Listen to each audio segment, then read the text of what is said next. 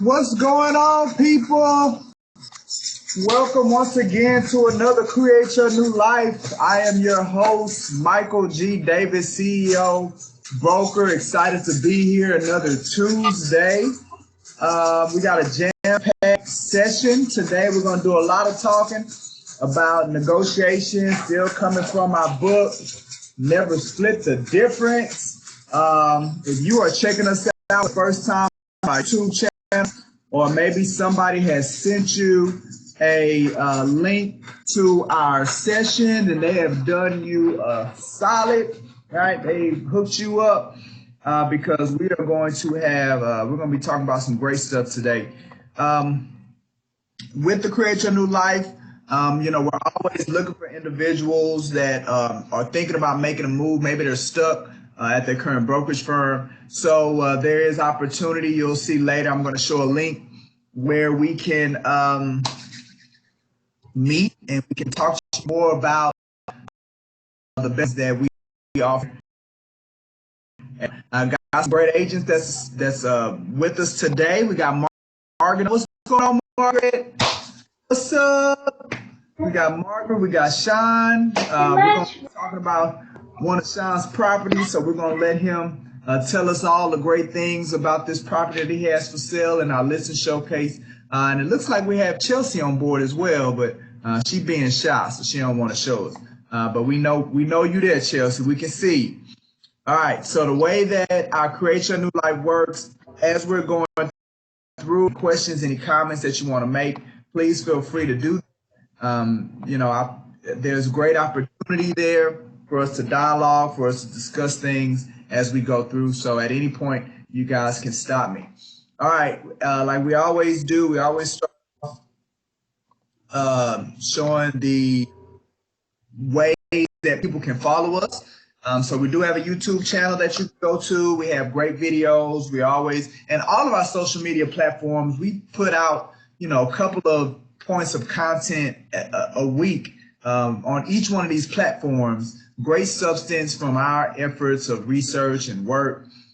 So, you know, go to our business Facebook page, our LinkedIn page, Twitter. Go ahead and like us, follow us, learn more from what we have to offer, and share.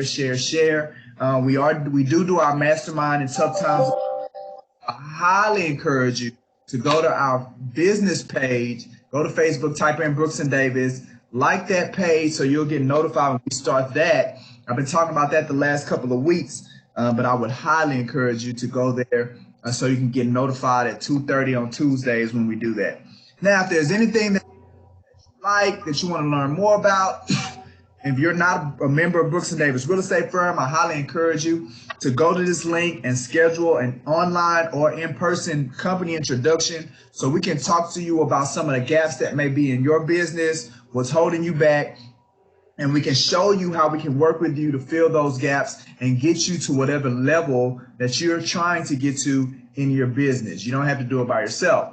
And last but not least, we offer continuing education credit to our agents. So for Sean, for Margaret, for Chelsea, they'll all be able to qualify for an hour of continuing education. So when it's time to renew that license, you ain't got to be running around trying to figure out where you're going to get those credit hours done, who you're going to pay to get those credit hours done for you.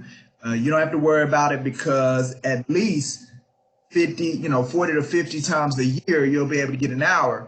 That many opportunities over a year amount of time, you'll be able to get an hour by logging on with our Create Your New Life. So that's another value add that we bring to the table when it comes to our Create Your New Life and the things that we offer here at Brooks and Davis. So, all right, so let's jump into today's title is in a negotiation, conflict is good. So to this point, we've talked about, remember in the book, it's about psychological strategies and techniques. So that's how we've been approaching it thus far. But keep in mind, at some point, you got to begin bargaining, right? At some point, you got to start throwing offers and counter offers. And today, best way to approach that We're going to talk about how to get the price you want and the most effective way to bargain in a negotiation, right? We're also going to take a moment in time, a moment in core, where we're going to talk about our core ideology, and we're going to talk about what's most important about exceeding expectations of multiple people when practicing real estate. We're also going to look at a resource that our agents never have to be on their own when they're out here in this business. An upcoming webinar that's going to give a little twist on the home buying process, debt elimination, how to preserve your legacy. We're going to talk about that. And then we're going to let Sean give us an immaculate description of a property that he has on a huge lot for sale during our listing showcase. So I'm excited about that as well. So the quote we have today comes from Dr. Eric Thomas. If you're not familiar with him, I highly encourage you to go on YouTube, subscribe to his YouTube channel. They have a podcast, Secret to Success podcast that they do every week. He's also a pastor, motivational speaker, and great content, great food for thought in your mental. I highly encourage you to go check him out. But the quote that he says for matter of fact, this is his 2019 quote, and it was execute, execute, execute. That's his quote. And the reason that I felt like it made sense for today's topic, when we're talking about bargaining and we're talking about offers, counter offers, going back and forth, was because now it's time to execute on what you've learned thus far, the setup, right? Everything prior to this is you've set the stage for you to be able to go in and get the price, get the deal, get the terms through what we're going to be talking about today. So it's all about execution, right? Yes, last week we talked about the yes means nothing without the how. If we're not talking about implementation, you're not going to get to the common goal. It's the same thing with execution. If you don't execute, then everything else that you've done is for nothing. So forget the warm and fuzzies, forget the white noise, forget the fluff. Execution is all about substance. That's where the rubber meets the road. That's where the numbers come in to show and to prove validity what you're doing. So Dr. Eric Thomas says, execute, execute, execute. That's what it's all about. And especially in this coronavirus climate, there are those that are using this as an excuse or a reason on why they cannot do anything. Don't let that be you, right?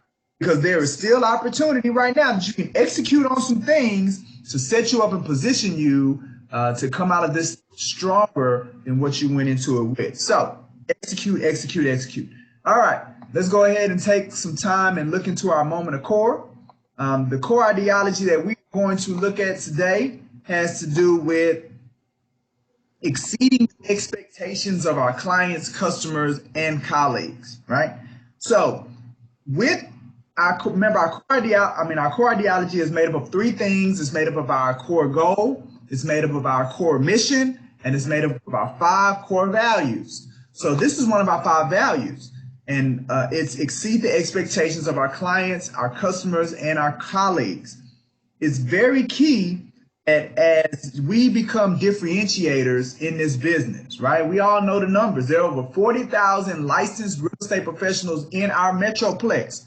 So what's going to make us different? What's going to make us unique, right?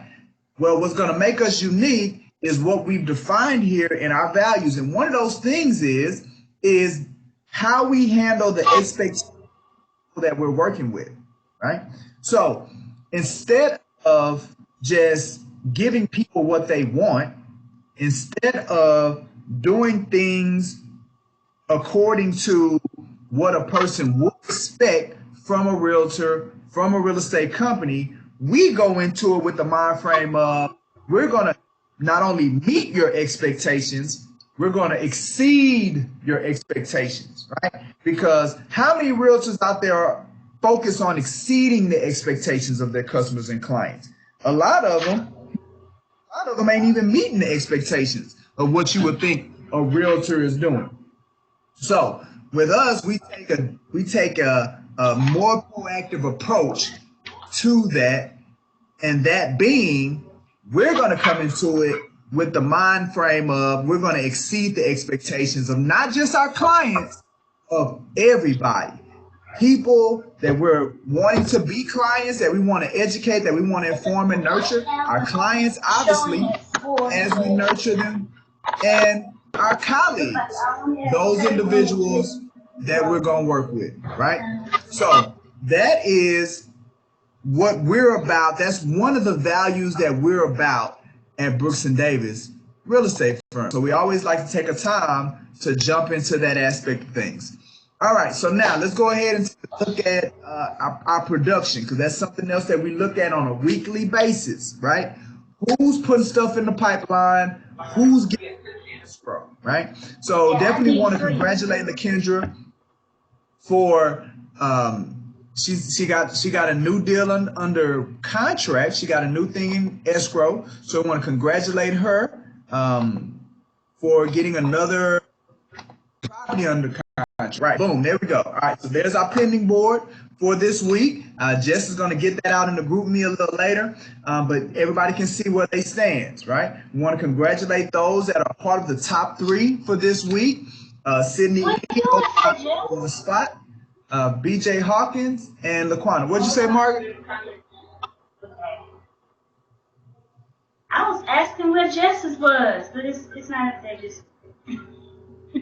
Oh, it ain't there yet? All right. It's coming? It's coming! It's coming! All right. So, yeah, so that's the current pending board. As of right now, we definitely want to congratulate Sydney Ely, BJ Hawkins, and Laquana Davis for their positions on this week's pending board. Our goal is to get to where we're covering a little over $5 million at any given time. We're covering that amount of production in our pipeline. So that's what we're working to get. We're about halfway there, but you can clearly see $72,000 in the bucket.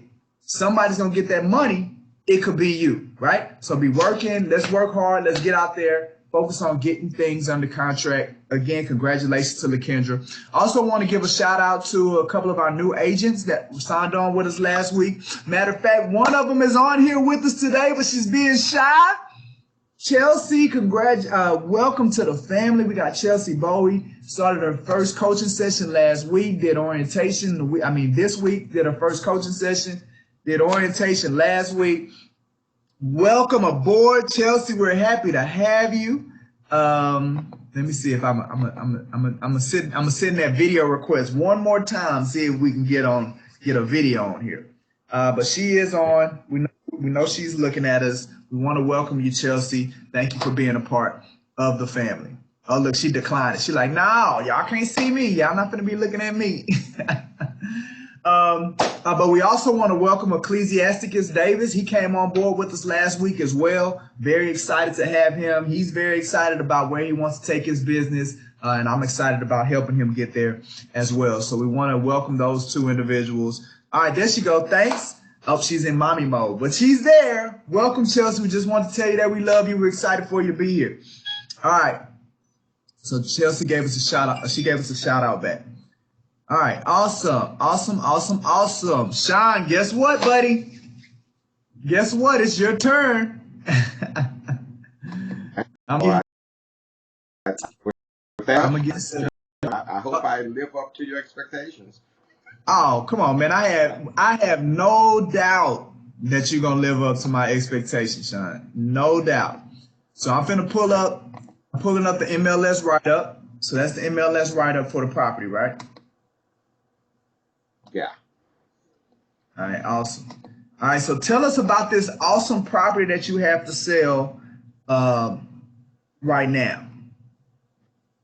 Okay, so yeah, this is if you check out the write-up, it says a must-see.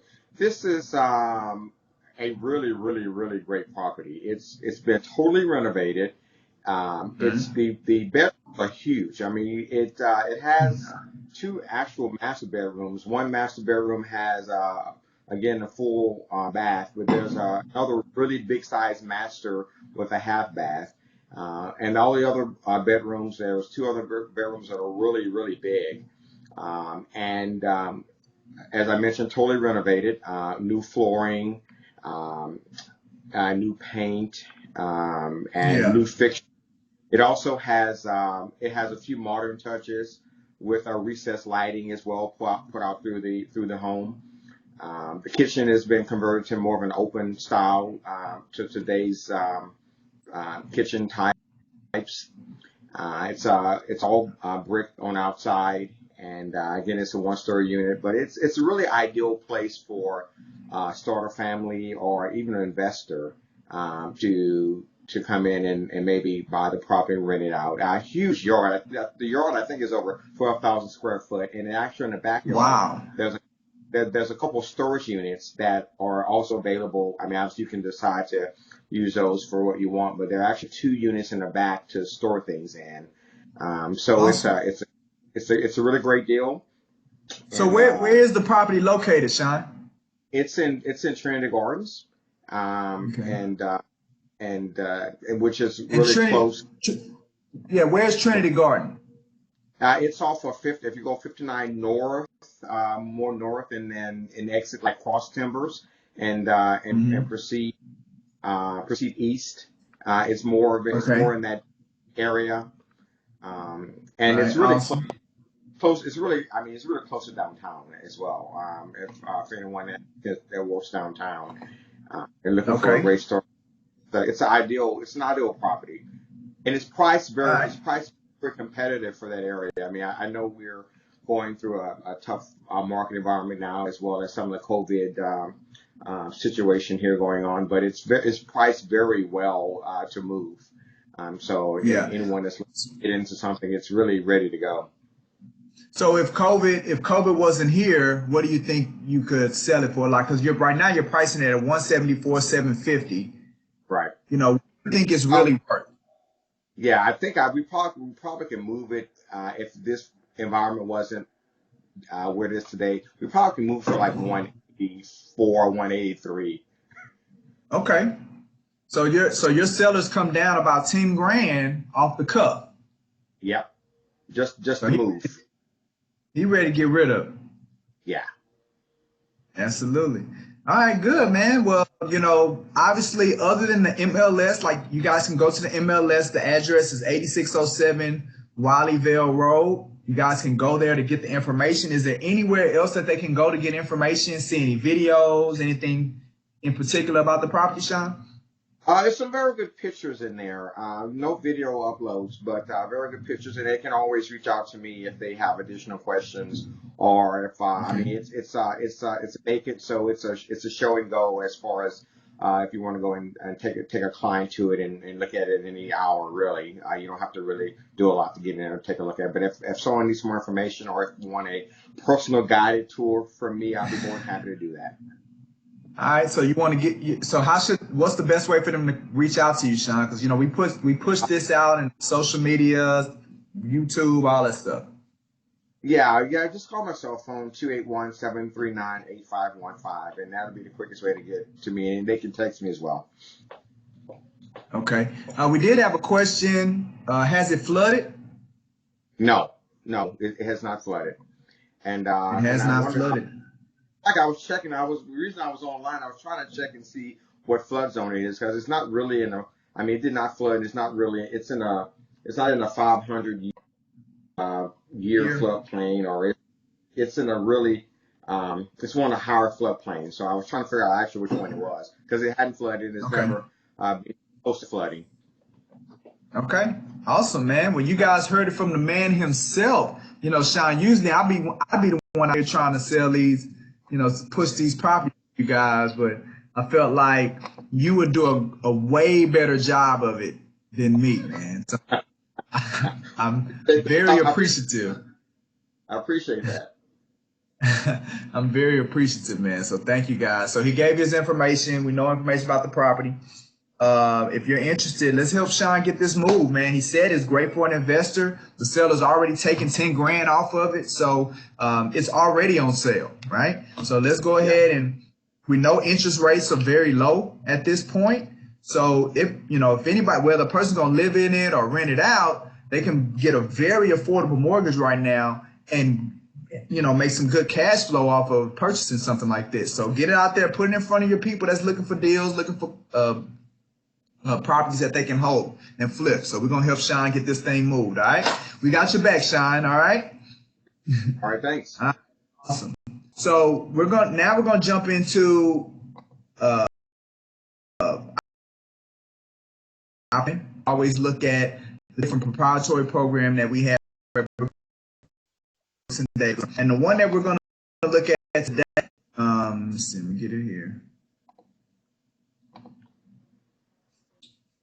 Boom. All right. And so we have our different proprietary program. And one that we're going to look at, or that we're going to highlight today, or showcase today, is our agent hotline, right? Most of our agents, or all of my agents, let me say that, all of my agents have my cell number. Right? So, and I've committed to answer the phone as best as I can. But what I have not committed to is answering the phone between 10 a.m. and 10 p.m. I have not committed to that, right? So if one of my agents calls me on my cell phone number and say it's 9:30 at night, that phone call may not get answered. I have the choice to answer it or not, right? But with our hotline number, there is no choice in the matter, right? So an agent between these hours, Monday through Friday, and we'll say Monday through Saturday, they can dial this hotline number and somebody's going to be there to answer the phone for them. Whether they're having questions, they're sitting in front of a client, whether they're trying to do a contract, do paperwork, whether they are dealing with a situation with another agent or another broker. They can dial that number, our hotline number, give us their SAM member card, right? Because, we just can't have anybody calling the hotline. They got to be Brooks and Davis. They got to be family, right? So we do have a protocol in place to where when you dial a number, you have to give your SAM card, your special agent member number. And once you do that, then it connects you with a leader, an expert when it comes to this business to help answer your question. Ask whatever real estate question you have, and our elite real estate broker or salesperson is going to be there to answer that question. So literally, our agents never have to feel like they're alone, right? When they dial our agent success hotline, someone will pick the phone up. It's between 10 a.m. and 10 p.m. Somebody's going to be there. So again, we always put ourselves up against anybody, right? We're willing to go up against any real estate firm when it comes to value, right? We don't compete on price.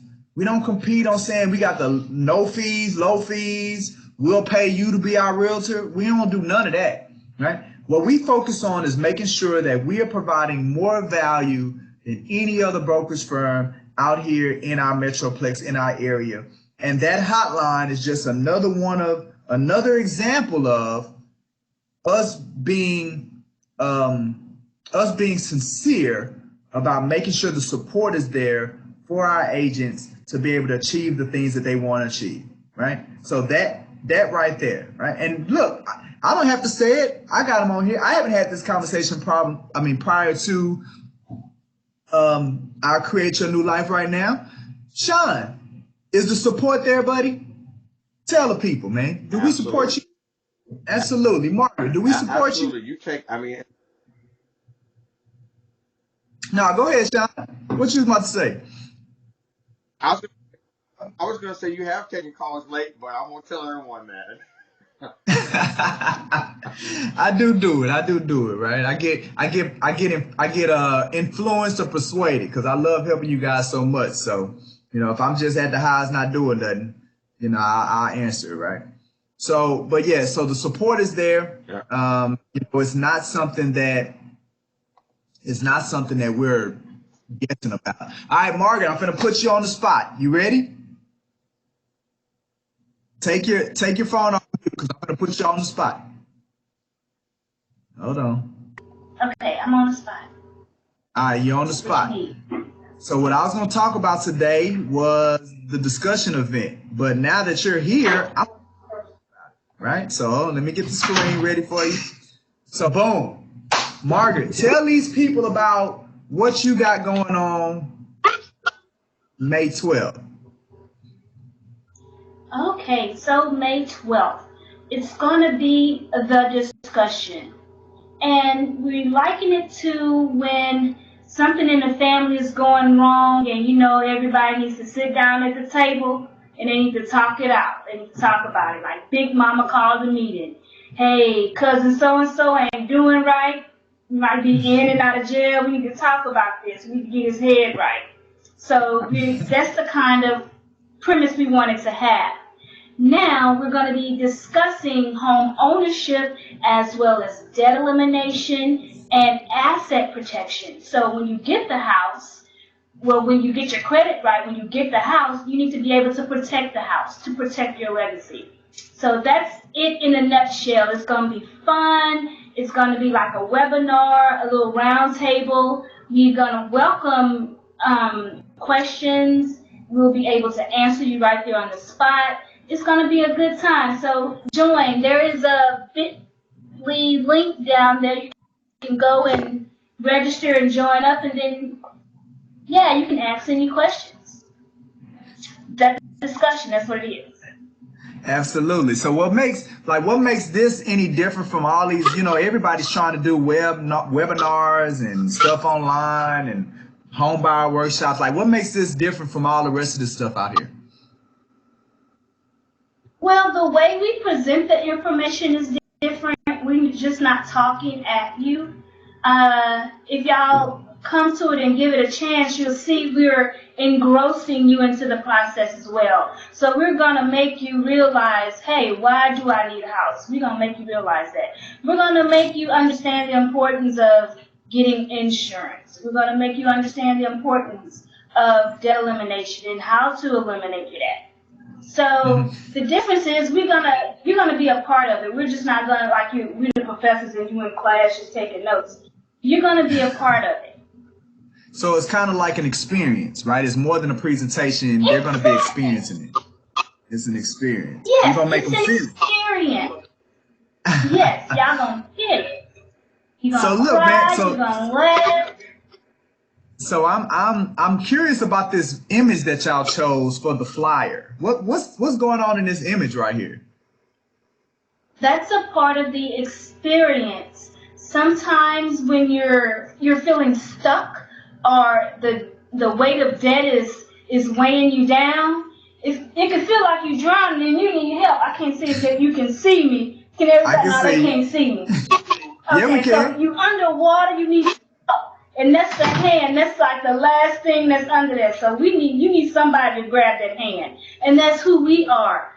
We're going to make you, I'm not going to say you're going to experience that feeling there, but you will experience the feeling when somebody grabs that hand. You say, hey, all right, somebody got me. Somebody's saving me.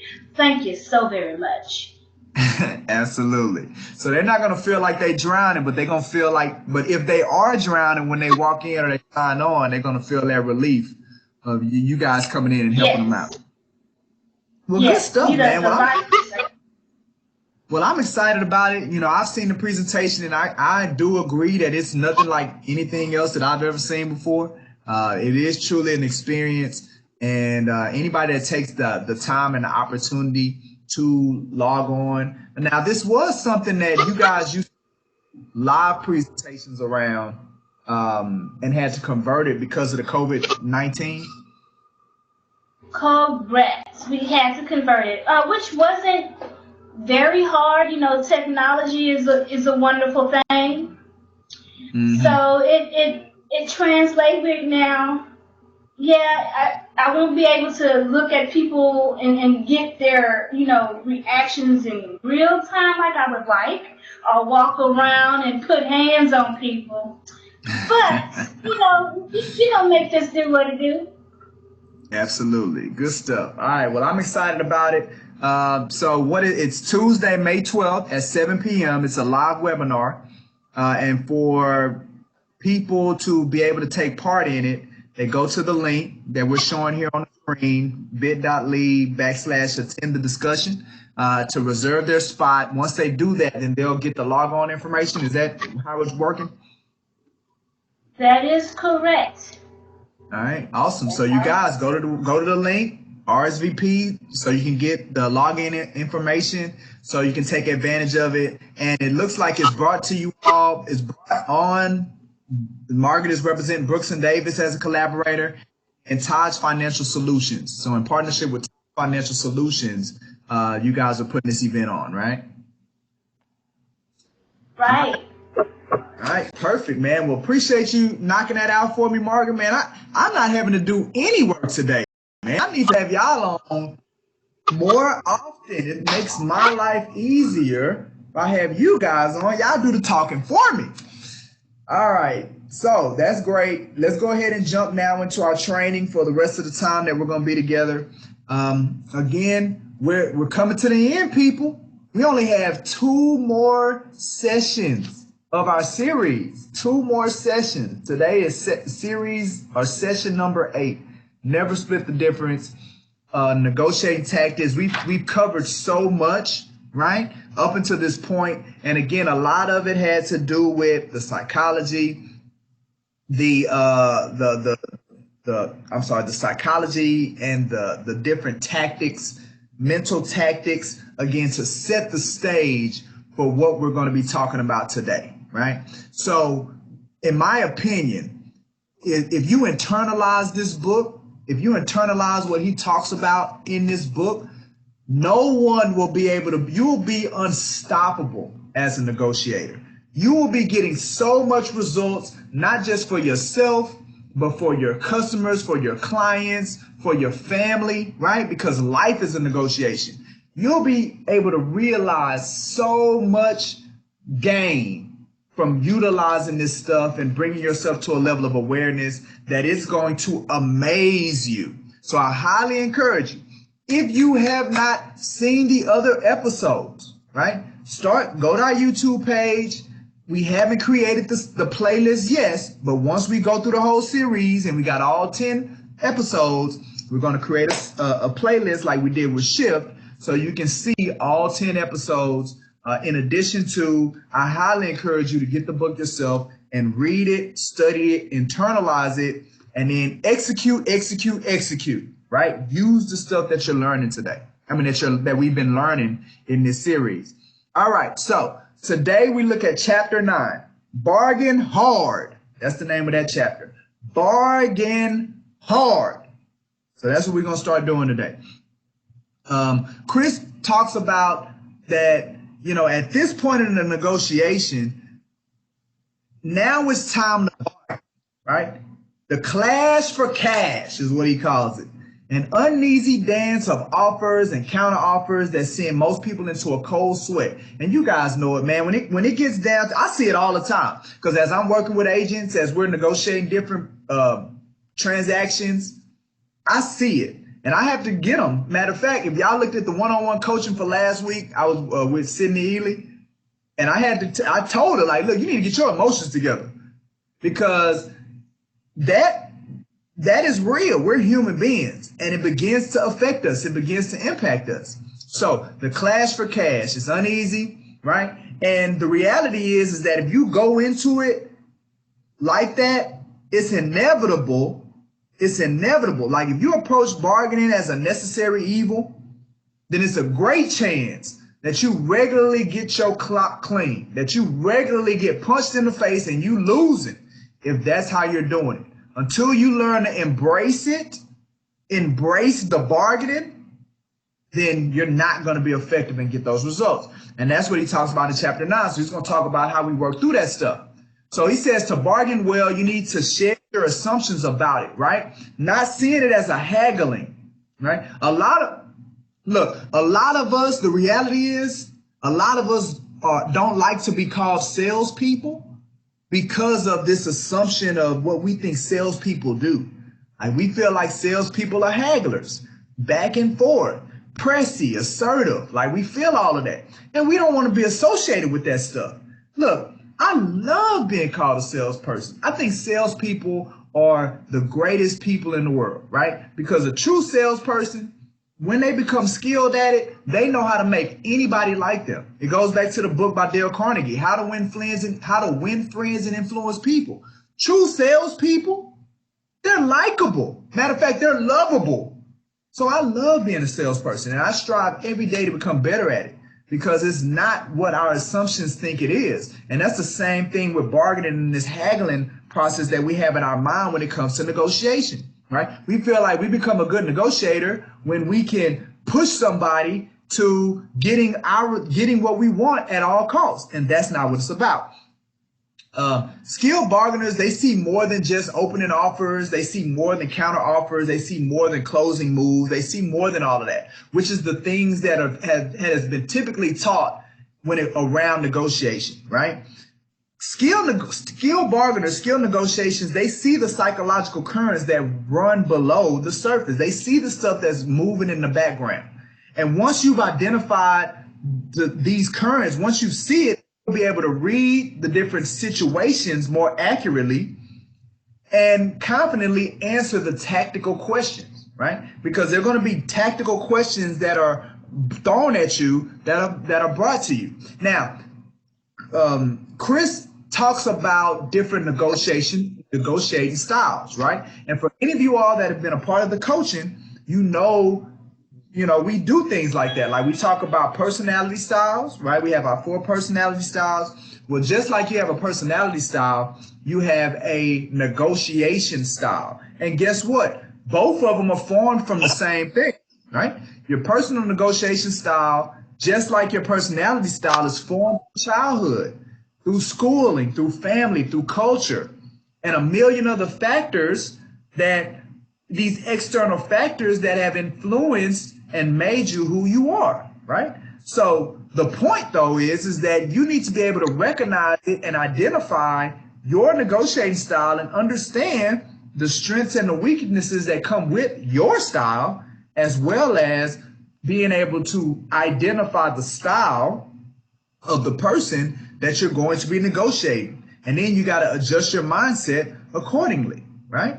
So what Chris did was they actually took all of the millions of negotiating styles, because if you sat there and tried to pinpoint every single one of them, you'd drive yourself crazy. It'd be overwhelming. So they took it and they consolidated it into 3.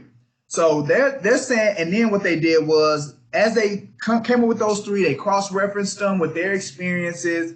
They looked at case studies. They talked to other business school students, and they concluded that into negotiation styles, right? And later on, I'm going to show you an actual PDF that I could send to you if you're interested in having it, around understanding these 3 negotiation styles. So the first one is, some people are accommodators, right? He says others are assertive, and I feel like unabated, I had an assertive negotiation style, which I believe follows in line with my personality style, which is a high D. So I'm naturally a high D. I'm naturally an assertive negotiation. My style is naturally assertive, right? So you got accommodator, you got assertive, and you have the data-loving analyst, right? So now if we look at Hollywood and we look at actors and people, we look at the profile of the negotiator on TV in Hollywood, the one that they always promote or present is the which one? The assertive, right? That's the one that gets stuff done. That assertive style, that going in, that hardball, ain't taking nothing from nobody style, is the one that is highlighted on TV. But the reality is that each of the styles can be effective. And to truly be effective, you need elements of all 3 styles if you're going to be a well-rounded, effective, right? That's the key, effective.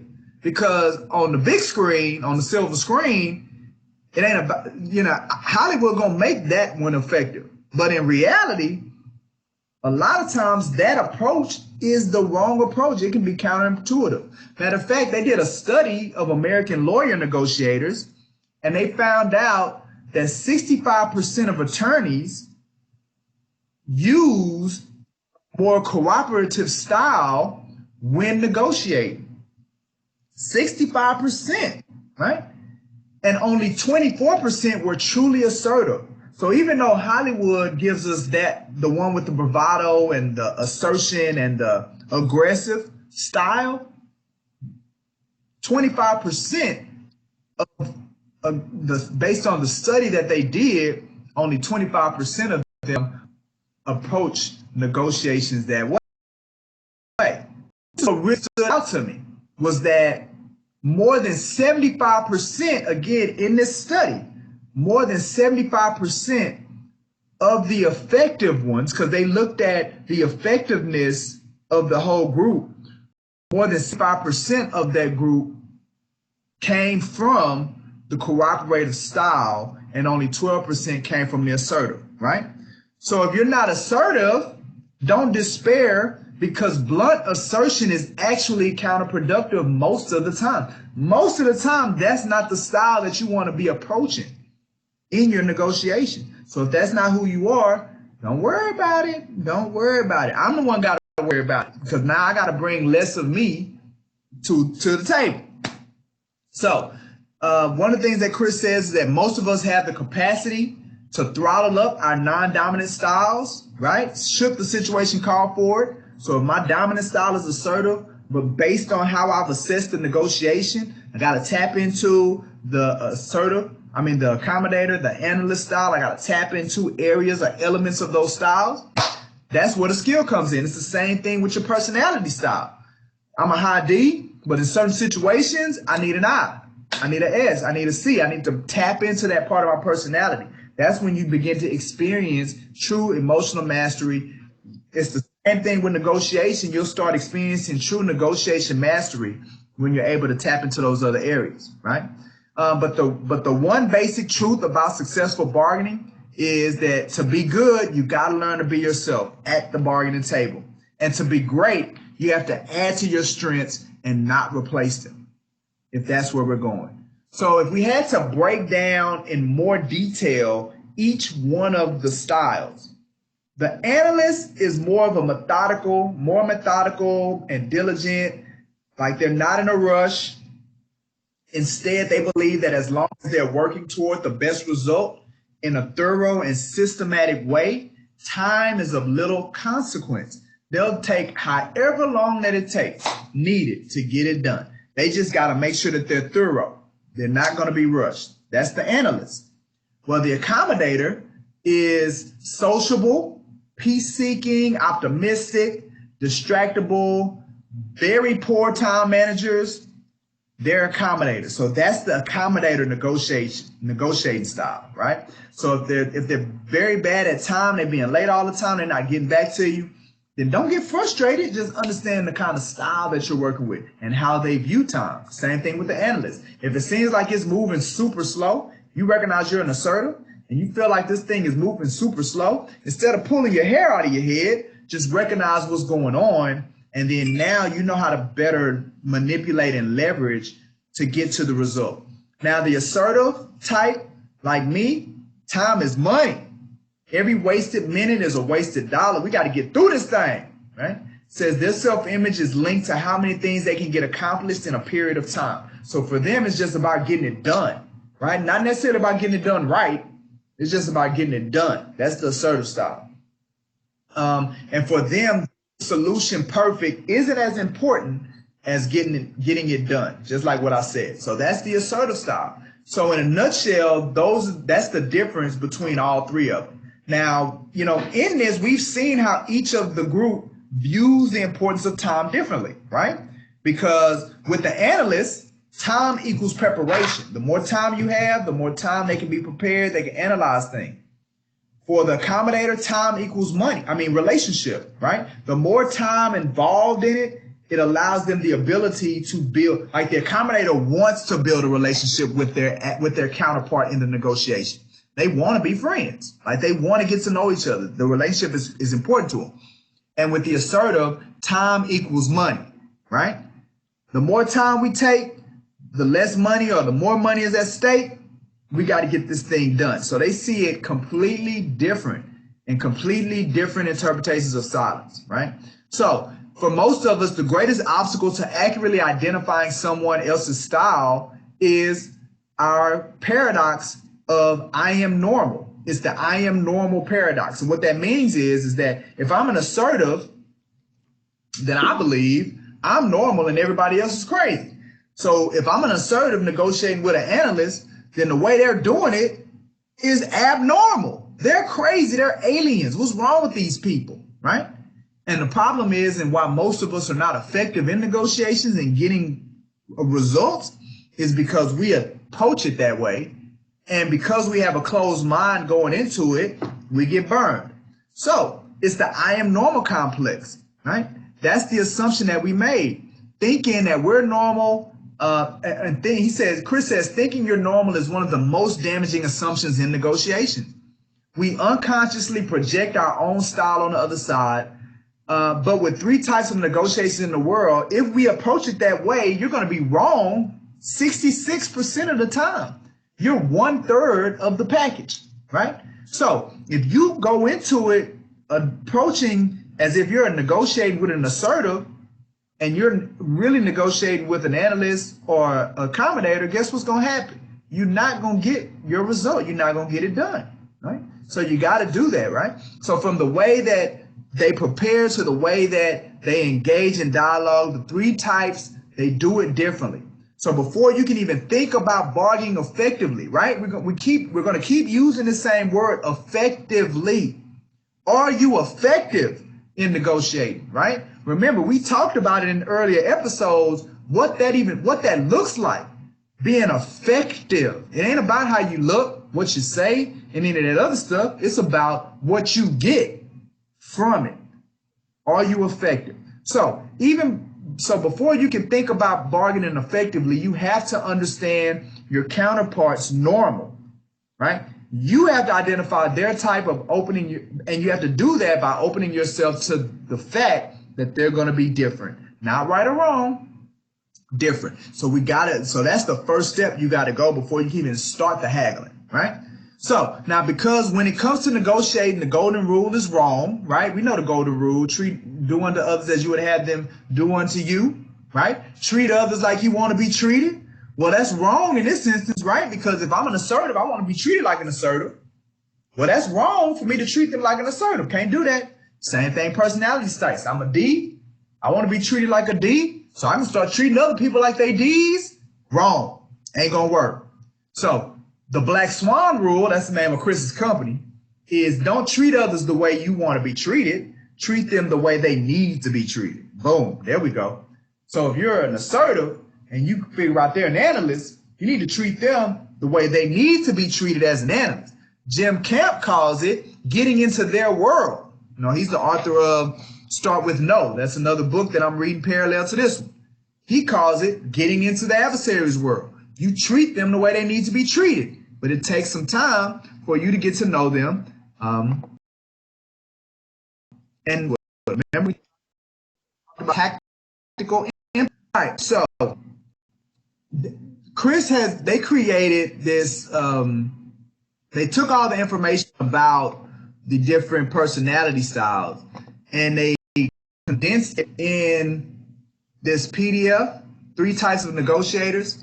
So if you're interested in it, like if any of you guys are interested in it, I can email it out to you. But if you are seeing this on our YouTube channel at a later date, then it's a couple of things you can do. You can DM the video that you see and let us know that you want it. You give me your email address, I'll email it to you. Or you can call the office, let us know that you want it. We'll email it over to you. Or there's a multitude of ways that we can get the information over to you. But this is just a breakdown of what they've done and how they've separated the 3 different types. So you can see where it says analyst, talks about the different characteristics, the different views, how they see themselves, things like that, different tools. The accommodator, same thing, how they see themselves, how they view business relationships, as well as the assertive. So I think this is a great tool, a great resource that you can use, again, internalize, run parallel with the book, Never Split the Difference as well. So like I said, if you're on YouTube or Facebook or wherever you're seeing this video, if you're interested in it, reach out to us and we can make sure that we get a copy of it to you. All right. All right. So let's see. All right, the next thing that Chris goes through, he talks about taking a punch. And what he means by that is that there is a, you know, and there's a school of thought around this term called ZOPA, right? So if you do any Harvard business negotiating, do real academic around, you know, the get to yes, we talked about all of that. Well, there's this term called ZOPA, or we'll say it's philosophy called ZOPA, stands for Zone of Possible Agreement, that is utilized in that realm. And what zone of possible agreement is well, let me kind of explain it by using an example. So that's where the sellers and buyers zones cross. So what that means is, say Tony wants to sell his car and won't take less than $5,000. So $5,000 is his bottom, right? But Samantha wants to buy but won't pay more than $6,000, right? So Tony wants to sell, Tony won't take less than 5, Samantha won't pay more than 6. So that means the ZOPA, or the zone of possible agreement, runs between $5,000 and $6,000. So that's the ZOPA, right? So now what Chris says about ZOPA is, he says, in a real bargain session, kick-ass negotiators don't use ZOPA. Experienced negotiators often lead with a ridiculous offer and extreme anchor. And if you're not prepared to handle it, you'll lose your moorings and immediately go to your maximum. So experienced negotiators, they'll use an extreme anchor, some ridiculous offer to punch you in the mouth, and you got to be able to take that punch. Because if you don't, then you're going to be tempted. Everything inside of you is going to be tempted to just go to your maximum immediately in your first counter. So you got to be ready for that, right? It's human nature. So you got to be able to take the punch. Now, as a well-prepared negotiator who seeks information and gathers it relentlessly, you're going to want the other guy to name a price first. So we've heard that, where they say whoever speaks first loses. We've heard that before. So in reality, you want that. You want them to go first. You want them to name a price because you want to see his hand, like you want him to present himself to you. So you're going to welcome the extreme anchor. Bring it on. Bring the extreme anchor on. But extreme anchoring is powerful, and you're human. Your emotions may well up, and you got to be cautious, right? But if it does happen when you get the extreme anchor, so you don't lose your mind, here's some things that you can do to weather the storm, right? The first thing you definitely don't want to do is get angry, right? Don't get angry. Don't get offended. If you do that, you're out of there. You lose it, right? So the first thing you can do is deflect the punch in a way that opens up your counterpart, right? So they gave this ridiculous number to you, and what you can do is you can counter it with a no, right? We talked about no's and how to say no's. So you can first counter it with that, saying it in many ways. How am I supposed to accept that? Or you can deflect it with a calibrated question like, what are we trying to accomplish here, right? These are great responses to refocus your counterpart when you feel like you're being pulled into a compromise, right? You know, that split the difference. Let's just meet in the middle, right? When you feel like somebody's trying to pull you into that.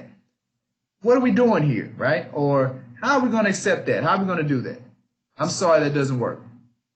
So, he also says you can also respond to a punch in the face anchor by simply pivoting to terms, right? And what he means by that is when you feel like you're being dragged into a haggle, you can detour the conversation to non-monetary issues, right? You can say, hey, look, let's put price off to the side for a moment. Let's talk about what will make this a good deal. Or you could, just ask them, what else would you be able to offer to make this a good price for me? You can ask them that. Right? When you feel like you're being haggled, you're going back and forth. What else would you be able to offer in addition to this? Or if the other side is just pressing your hand and they really want you to name the price, like they're not willing to, somebody's got to act, right? If you're going to execute, somebody's got to act. Well, if you're getting pushed from the other side, well, you can kind of wiggle out of their group by, instead of naming a price, allude to an incredibly high number that someone else may charge, right? So for instance, if you're sitting with a seller and they're tripping on 6%, well, if you go to Berkshire Hathaway, they're probably going to charge you 8%, right? If you go to Keller Williams, they're probably going to charge you 9%, like that, right? So if you want to, you can do it that way to get them to deflect what they're doing. Another thing is, no matter what happens, the point is that you want to let your counterpart anchor first, because it'll give you a tremendous feel for them, right? You just need to learn how to take the first punch when it comes at you. All right. So then he goes into another way of punching back and utilizing assertion, but understanding how to use it, right?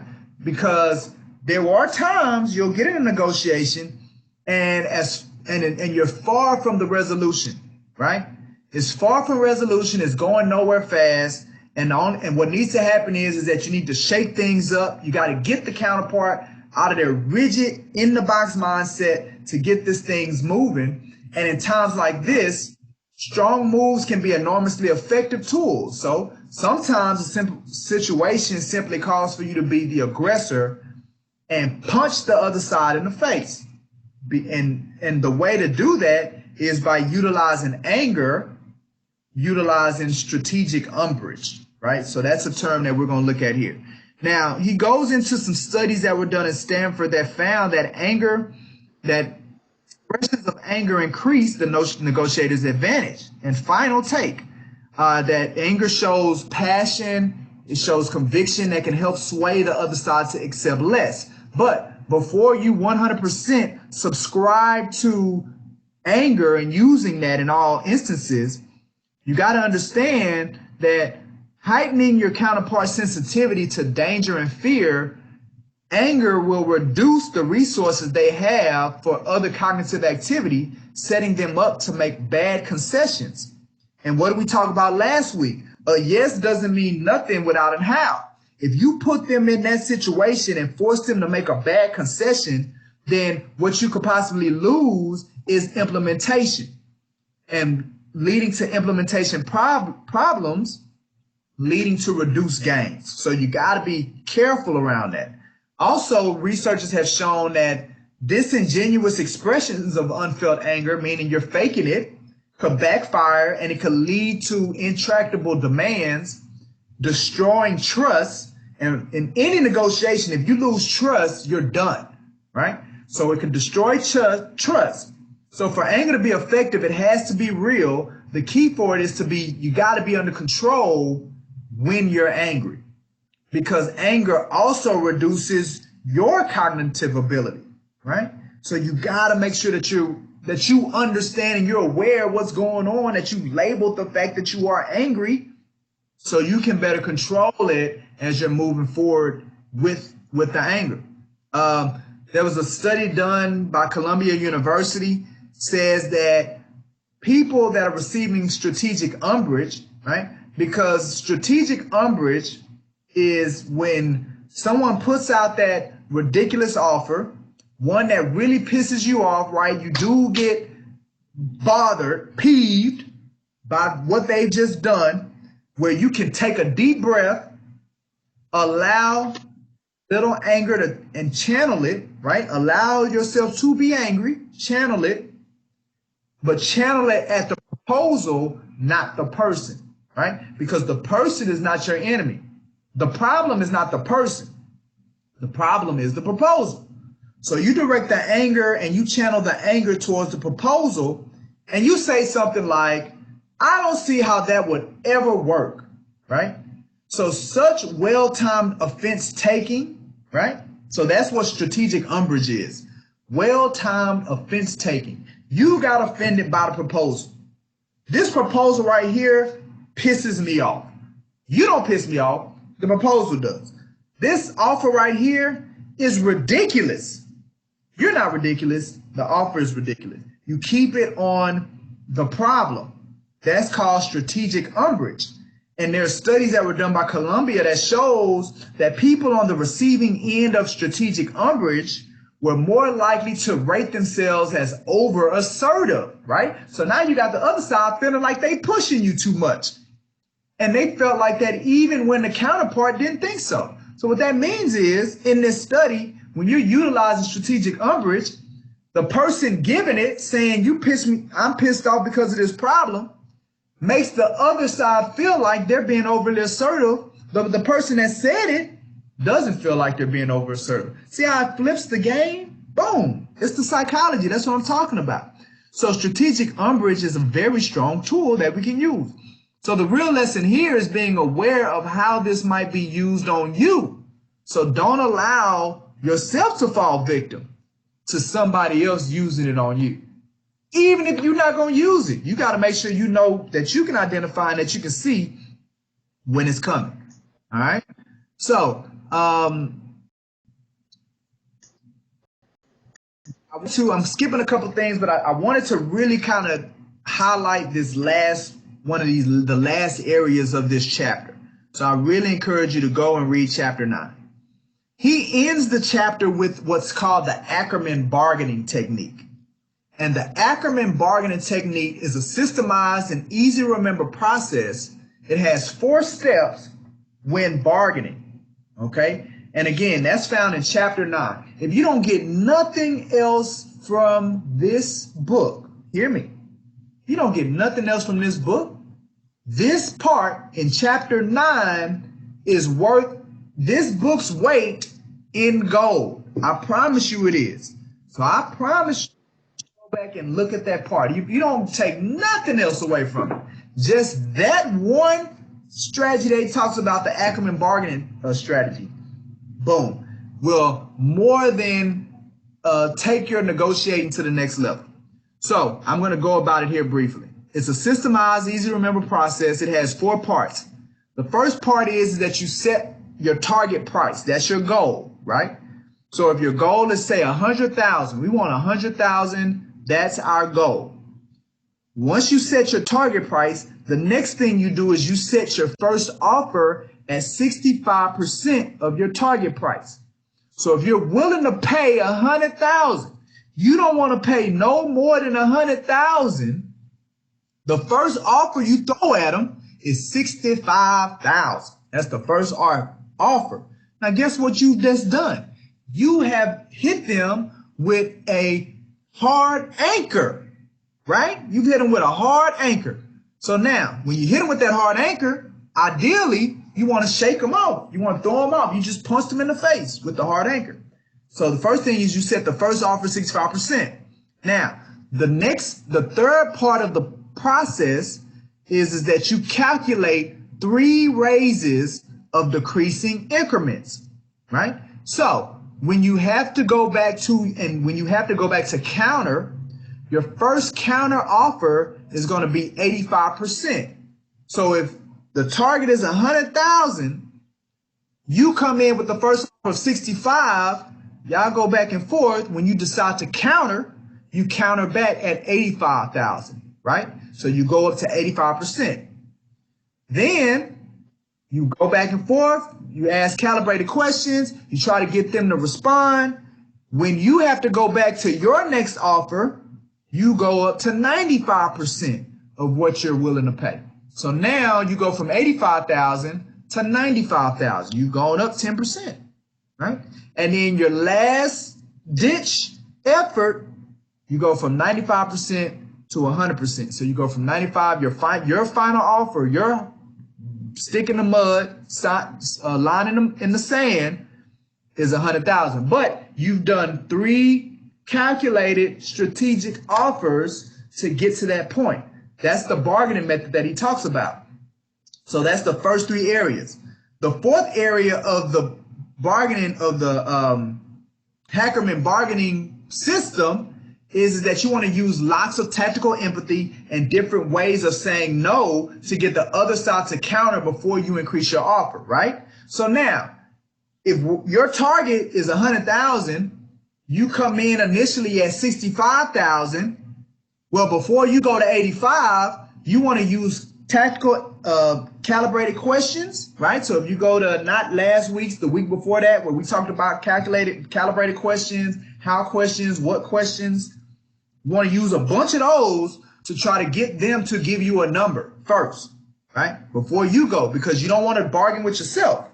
So you want to use a lot of calibrated questions and tactical empathy. I understand. I can see that you're frustrated. You want to use labeling. You want to use some summaries.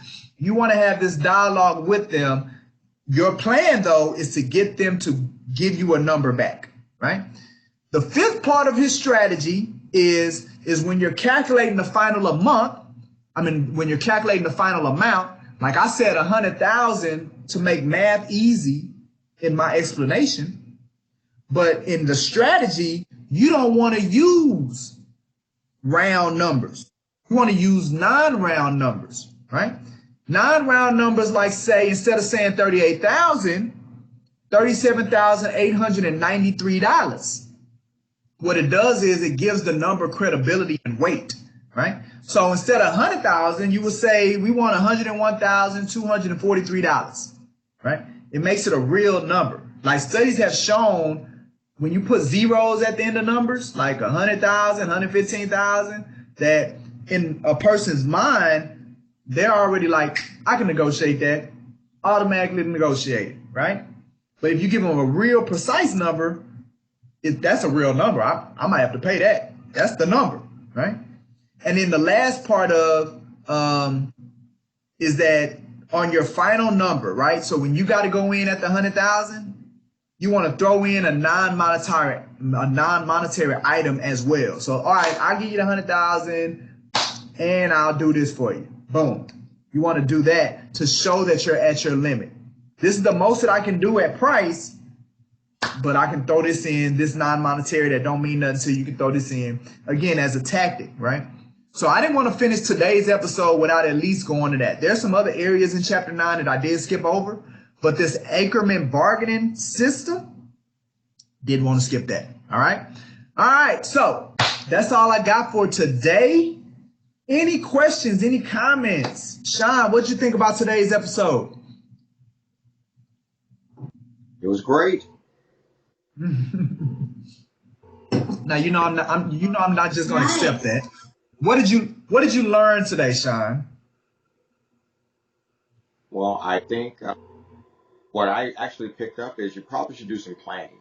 And so whether you're using the thing you just finished on about starting with 65% and doing the increment.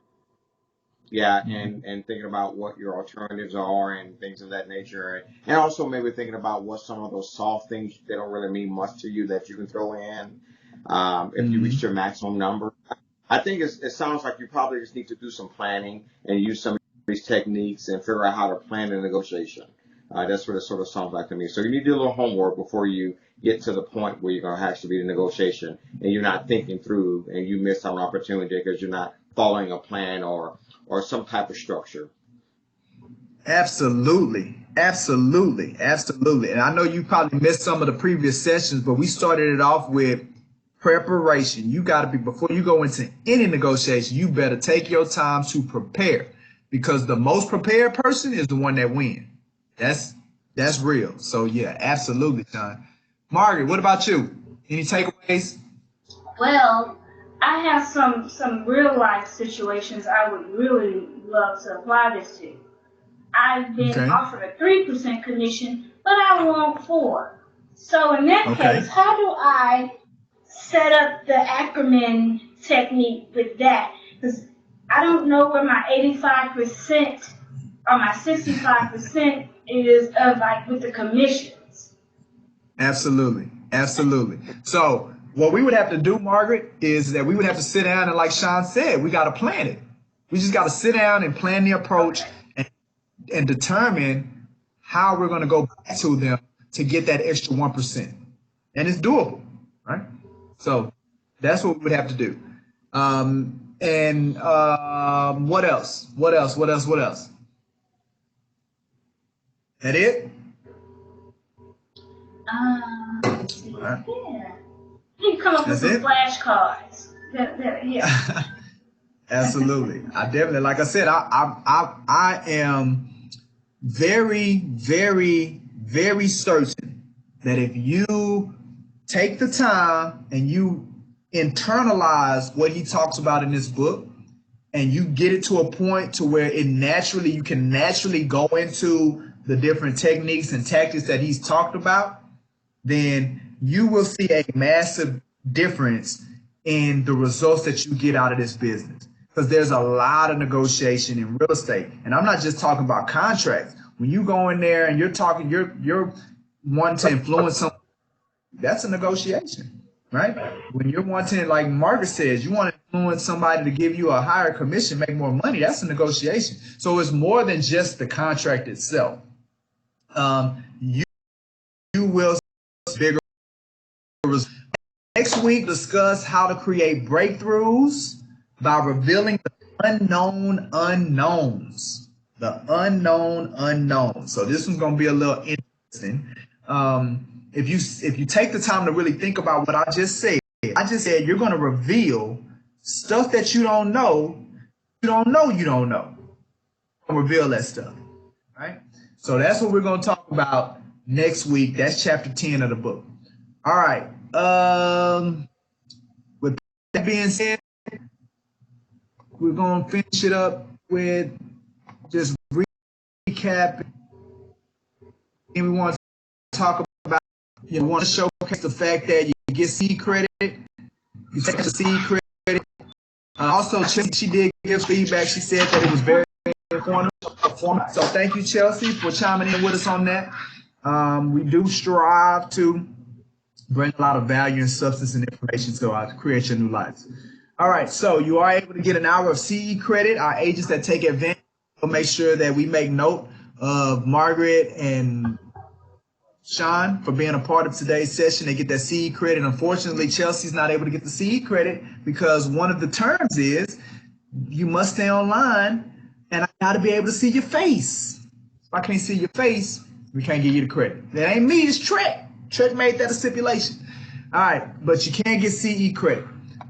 Also, if anything spoke out to you, you feel like if you're not with Brooks and Davis real estate firm, you're with a broker, you feel like you're being stagnated on what you're able to achieve with that broker, then I highly encourage you to go to this link. Let's set up an online or in-person company introduction. Let's talk about some of the gaps that you may have in your business. What are those things that's holding you back from being able to reach the goals that you set on, you constantly set these goals, but you're not achieving them and you're not understanding why. And the environment that you're in right now is not helping you get past that. Go to this link and set up an online or in-person company introduction so you can learn more about, what we're offering. And again, this is where we are on social media.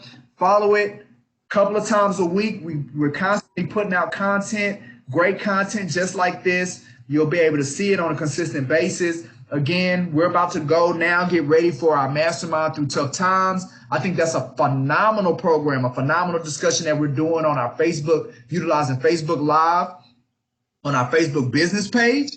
So in addition to the YouTube and the LinkedIn and the other ones, highly encourage you go and like our Facebook business page so you can get notified. We launched that on 2:30. And matter of fact, Margaret, we're doing a giveaway today, huh? Tuesdays, we're going to be giving away something? Margaret? Yes, we are. Yeah, so Margaret is sponsoring. No. Well, by the time they see this, it will be, it'll be over. So, but it's something that we're going to do every Tuesday at 2:30. We're going to be giving away something. So if you don't catch today's, you can catch next week's. It's going to be on Tuesday at 2:30. So be notified, be able to get in the drawing so you can capitalize on what we're giving away. We'll keep it a secret, Margaret. We'll keep it a secret. All right. Okay. All right. So with that being said, let me turn my music up, and we are going to get out of this so we can prepare for the mind in tough times. Oh yeah.